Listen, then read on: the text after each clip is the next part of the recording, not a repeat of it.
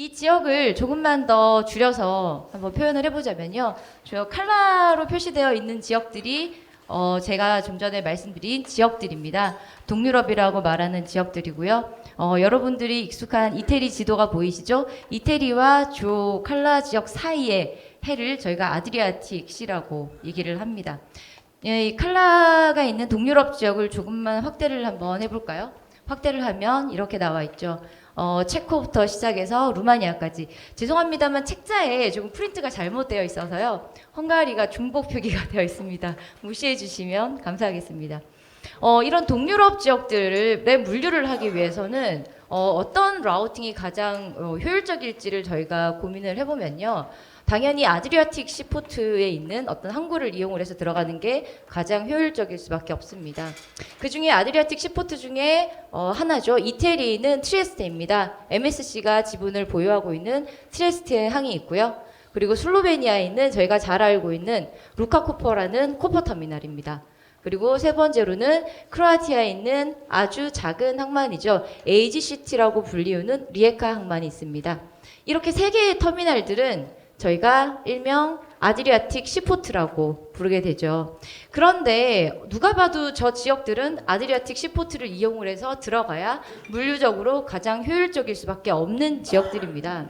그럼에도 불구하고 이쪽으로 들어가는 물량이 아직까지는 그렇게 많지는 않습니다. 이유인즉슨 포트들이 항만 시설들이 그렇게 지금 많이 발전을 돼 있는 상태가 아니고요. 그리고 터미널 캐파가 서유럽, 즉 저희가 얘기하는 메인 포트, 유럽 포트들에 비해서 굉장히 좀 떨어져 있는 상황입니다. 그러한 이유로 선사들이 지금 현재 크게는 3개의 얼라이언스가 있죠. 3개의 얼라이언스 중에서 2개의 얼라이언스만 메인으로 아드리아틱 시포트를 콜링을 하고 있는 상황이고요. 이러한 선봉 문제로 운임 측면에서 봤을 때는 아드리아틱 시포트로 들어가는 것보다 유럽의 아웃포트 쪽이죠. 저희가 얘기를 하는 서유럽, 저머니나 아니면 네덜란드 쪽으로 들어가는 게 여전히 운임이 쌉니다. 그러다 보니 실화주분들 입장에서는 여전히 아웃포트를 선적을 하지 않을 수가 없는 상황이죠. 그런데 저희가 트랜지 타임을 한번 보면요. 상해하고 부산발 기준으로 트랜지 타임은 유럽의 아웃포트 쪽으로는 약 37일에서 43일 정도 걸립니다. 그런데 아드리아틱시 쪽으로는 23일에서 33일 정도, 제 글자가 안 보이는데 그 정도 걸리죠.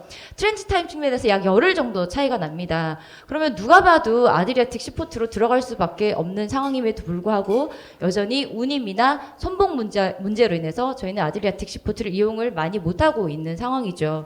그럼에도 불구하고 저희가 이 지역을 눈여겨볼 수밖에 없는 이유는 요즘 화두가 되고 있는 탄소 배출량 문제입니다. 아까 위원장님도 그렇고 오프닝 하실 때도 그랬지만 탄소 배출량에 대한 여러 번의 언급이 나왔는데요. 실제 당연히 트랜지 타임이 열흘 이상 더 걸리는 지역 쪽으로는 가기 위해서는 배 벙커를 더 태울 수밖에 없겠죠. 그럼 탄소 배출량이 더 많아질 수밖에 없습니다. 그래서 저희가 앞으로 좀 눈여겨볼 부분은 카본 풋프린트, CO2 에미션에 대한 거를 좀 더 눈여겨봐야 되지 않을까 생각을 합니다. 현재 아드리아틱 시포트 경우에는 서유럽 또는 북유럽 대비 약 7일에서 10일의 짧은 트랜지 타임을 보유하고 있습니다. 그러면 보통 아시아에서 배가 출항을 하면요. 이 지역을 지나가게 됩니다. 저희가 일명 말하는 지중해죠. 지중해를 건너기 전에 수에즈 운하를 지나서 지중해를 건너는데 이 수에즈 운하에 포트사이드라는 포트가 있습니다. 포트사이드 기준으로 과연 카본 에미션, 탄소 에미션이 어느 정도나 나올까를 한번 살펴보면요. 20톤을 선적한 40피트 컨테이너 기준으로 포트사이드에서 함부르크까지 가는데 약 6,609km 정도 거리가 되고요. 카본 CO2 에미션은 약 1,102kg 정도 CO2 에미션이 발생을 하게 됩니다. 그런데 포트사이드에서 아드리아틱 게이트웨이죠. 아까 말씀드린 그 세 개의 항구 쪽으로 갈 경우는 2,468km고 약 415kg의 CO2 에미션이 발생을 하게 됩니다. 여러분 많이 들으셨겠지만 아까도 말씀을 하셨지만 유럽에서 최근 발효한 법 중에 탄소 국경세라는 게 있습니다. 즉 유럽 영내로 수입되는 화물의 탄소가 자국에서 생산되는 화물 대비 탄소 에미션 비중이 높을 경우에는 그에 대한 세금을 부과하겠다는 건데요. 결국 아시아에 있는 컨트리들은 유럽에 물건을 판매를 하기 위해서 이 탄소 배출량이 얼마인지도 앞으로는 계산을 하면서 물류를 해야 되지 않을까 생각을 합니다.